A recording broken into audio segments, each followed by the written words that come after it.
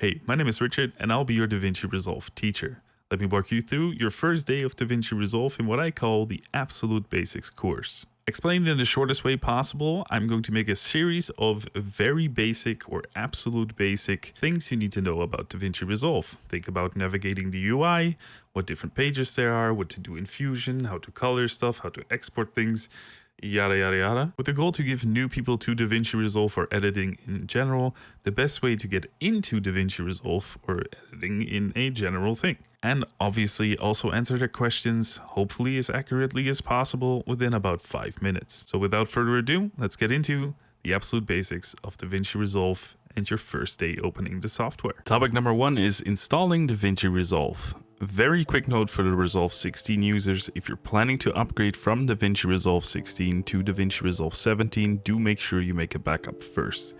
There's a link to a video in the description showing you how to do that. Now, to install Davinci Resolve, we head over to blackmagicdesign.com, click on Products, and then on Davinci Resolve and Fusion Software. Select Davinci Resolve and click on the download button. I have the link there posted in the description box, so feel free to use it. Now, you'll be faced with multiple options here: Davinci Resolve 17 or Davinci Resolve Studio 17. But what's the difference? The Studio version is the paid version of Resolve, and the basic version is free to use. Select your platform or operating system, fill out the form that prompts, and continue with the download. It's a 2.5 GB download for the free version of Windows, so if you have slow internet, go and make yourself some coffee or tea, sit back and relax. Or watch a few Davinci Resolve guides that I've compiled in a playlist by clicking the card above. Wink wink. Now, when the download has finished, just unpack the zip file, which should take only a few seconds. Once that is done, there comes the part to run the installer, and you'll get prompted to choose what exactly you want to install.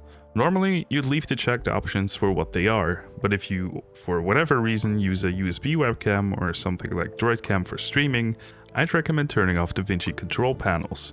You won't miss it, and it stops Davinci from interfering with any USB controllers from other softwares. Topic number 2 is first look and settings.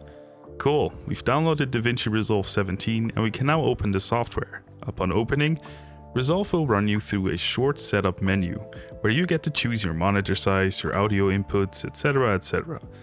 See it as a getting to know Davinci Resolve first on a first-hand basis. After that, you'll see the Davinci Resolve database. This is where all your projects lie, and you can organize them with folder structures to your own liking. So, from the get-go, you'll be greeted with a fairly simple menu. You can create projects here, and they'll show up as images after you save them. The cool thing about this is that you can scrub through the images, which can help with searching for a specific project. Now, I do agree it does look a little strange, even to me and to most people, so if you don't like the image preview style, you can also just have a list view by clicking this button.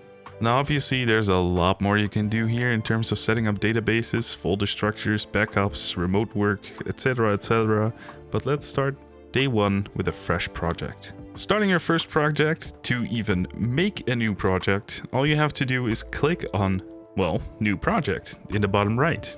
Give it a funky name and press enter. If you want to, you can go ahead and make a folder first and call it something like practice or test. It's a good way of keeping track of your progress, and it doesn't clump up the rest of your database. Now let's get to the first look: menus and pages. The real interesting stuff. How am I kidding? This is the basic UI. It's not very exciting, but it's necessary, it's important, so stick with me. With your first project open, there's a few things to consider and a few pages we need to look at and talk about. First are the bottom pages, which are the media page, cut page, edit page, fusion page, color, fairlight, and deliver page. Each page has its own benefits, but that highly depends on how you're going to use Resolve. So here's a quick breakdown. The media page is for loading and organizing media, especially useful if you have a heavy load of media you need to sort first. What do we mean when we say media? They are your video files, they are your audio files, they are pictures, etc, etc. It's a blanket term for literally anything you put in. I personally do not use this page at all, as my media files never really exceed the limit where I'd find it necessary. The cut page follows a fairly similar pattern. If you have a ton of clips you need to cut to shape and do a rough cut of your edit before you get into the actual edit, this is the place to be. Davinci Resolve 17 really improved upon this page, and it's very useful if you have a lot of clips to work with. The edit page is Resolve's bread and butter. This is where you'll probably spend most of your time editing, compositing, adding effects, adjusting stuff, and generally just get your edit polished up. There are a lot of advantages to using the edit page rather than the cut page if you have a decent pool of media to work with, but you're not too concerned with pre-cutting everything. This is where I do most of my work and pretty much always start out in. The Fusion page. Ooh. Nah, just kidding. The Fusion page has a lot going on for itself. It can do pretty much anything you can imagine you'd want to do, from simple text effects to full-blown VFX and 3D animations. Fusion has and can do it all.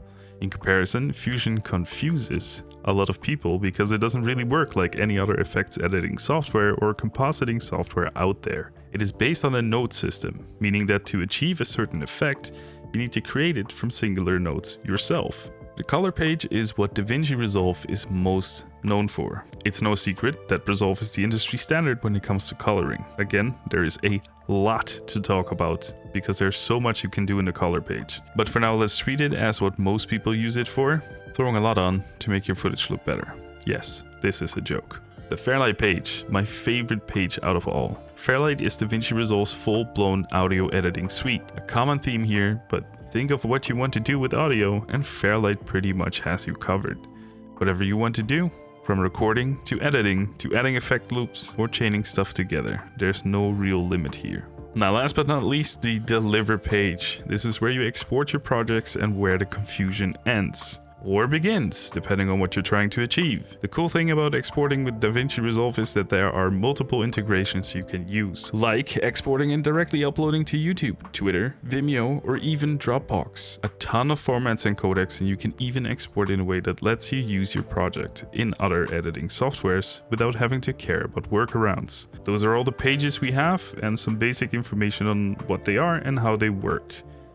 Now, to make your first day as easy as possible, let's just start in the edit page and go over the UI, some of the basic menus you need, and how to navigate the edit page to get stuff done, so you can worry about editing more instead of trying to look up where to find your effects. The edit page really isn't that complicated, especially at the beginning. Broken up into its components, you have your bin section, basically a folder structure for your videos. You can even create folders which you can use across all projects. You'll find more on that in the card you can click on the top right. You have a media pool, which is where you'll find quick access to all your media, sounds, images, video files, etc. Then you have the viewer window, which is where you'll see your footage and your playback. From the get-go, it has two windows, so you can multitask, but with a simple click of a button, it turns into one big screen. Last but not least, you have your timeline, which is where you'll adjust your clips, move your audio, speed ramp stuff, and so on. That's the basic layout, and I do recommend familiarizing yourself with each component. Knowing where to find stuff or where to make your adjustments is a major time saver.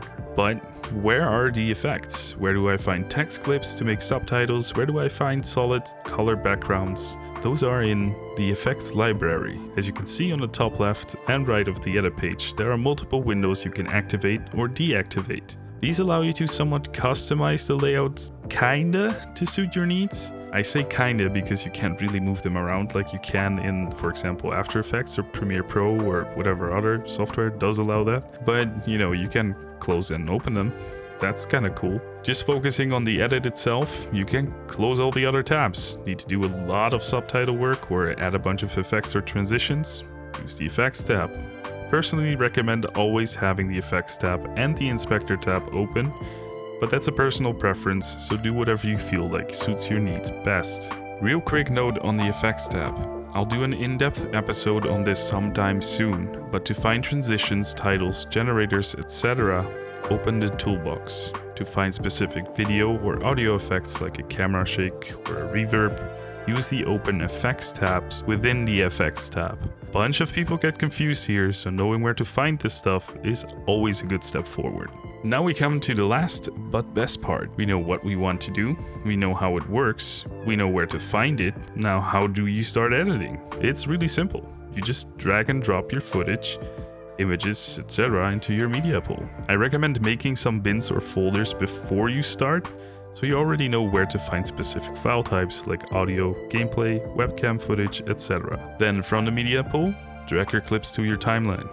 From there on out, your journey starts, learning the basics of editing, how to cut clips, what the best practices are, and some personal styling. It's all very much a learning by doing process, so I'll leave you to it for today. Now try and find your way through the edit page and stitch together your first little edit. Don't worry about it being perfect. Unless you have experience, it won't be. And that's completely fine. That's the goal of this little tutorial here. You learn the most from making mistakes, recognizing them, and then doing it better the next time, which is also true for editing and probably also for life, but whatever, no life advice here. Thanks so much for tuning in. If you did like the video, do leave a like, and if you want to get notifications for the next courses that I will upload, please subscribe with notifications on. I'll go ahead and edit this video now, so see you later.